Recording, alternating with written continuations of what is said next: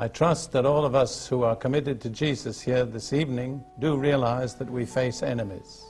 What we're going to deal with, in essence, is two kingdoms, two opposing kingdoms that are at war with one another. But they're not natural kingdoms, but they are invisible spiritual kingdoms. One is the kingdom of God, and the other is the kingdom of Satan. The demons, invisible spirit beings, represent the kingdom of Satan. Jesus, and then those who are his servants and follow his ministry, represent the kingdom of God. For we do not wrestle against flesh and blood, but against principalities, against powers, against the rulers of the darkness of this age, against spiritual hosts of wickedness in the heavenly places. We are dealing with persons, but they are persons without bodies, spirit beings. It's a highly organized kingdom. And we have here a little interesting picture of how Satan's kingdom operates. We have the human ruler, but behind him in the unseen realm, we have the satanic ruler, and in a sense the human ruler is really not much more than a puppet who moves as the strings from the unseen realm dictate his moves. Again, we see that human rulers and human commanders don't operate in a vacuum on their own. Behind them are unseen angelic forces, both divine and satanic. The angels of God strengthen those rulers and men who will forward the purposes of God on earth. The angels of Satan resist those men. That's a very major reason why Christians should pray for the rulers of their nations. If it's possible, they should inhibit the activity of satanic angels and release the activity of God's angels. Those who are in God's kingdom know whom they are serving. Those who are in Satan's kingdom, most of them do not even know whom they are serving, nor do they know what they are actually doing.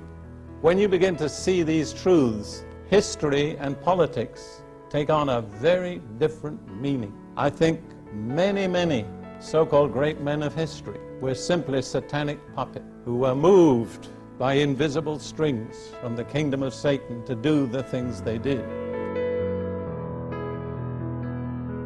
Now, Satan also has a lower, shall we say, stratum of his kingdom on earth. And again, the key word that describes those over whom he rules on earth is the word rebel.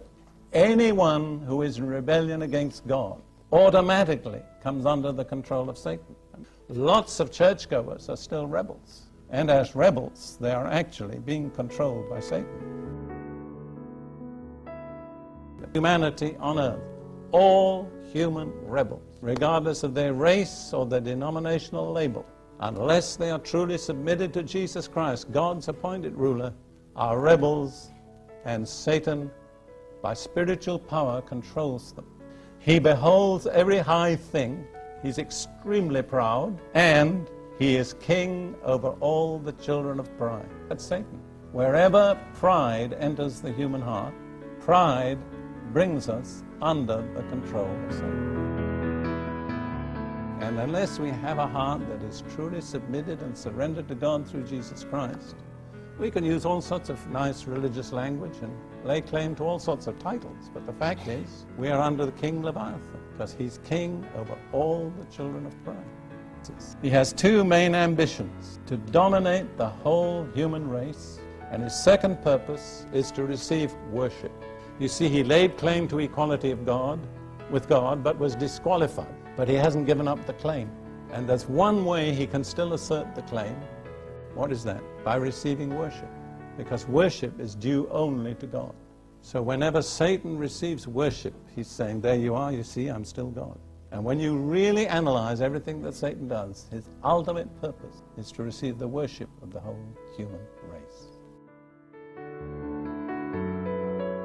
Lucifer was responsible for orchestrating the worship of heaven. I think it's important to know that Satan, as he is today, knows a lot about music, and he uses music as one of his means to captivate people.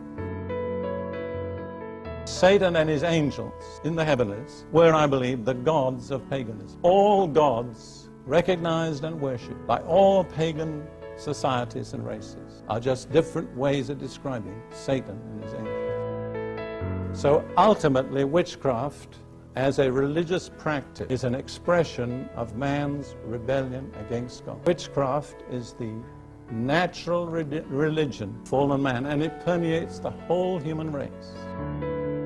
Zeus, Hermes, Poseidon, all the Greek gods that I used to know so much about, just different labels for satanic angels.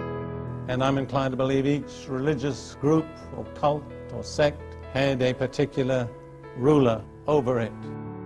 And as you look through all the cultures of human race, you see different titles, the same beings. And when they worship, what are they worshiping? Satan and his angels. And the last thing I want to say, and it's important, is in our days, witchcraft is making a determined comeback.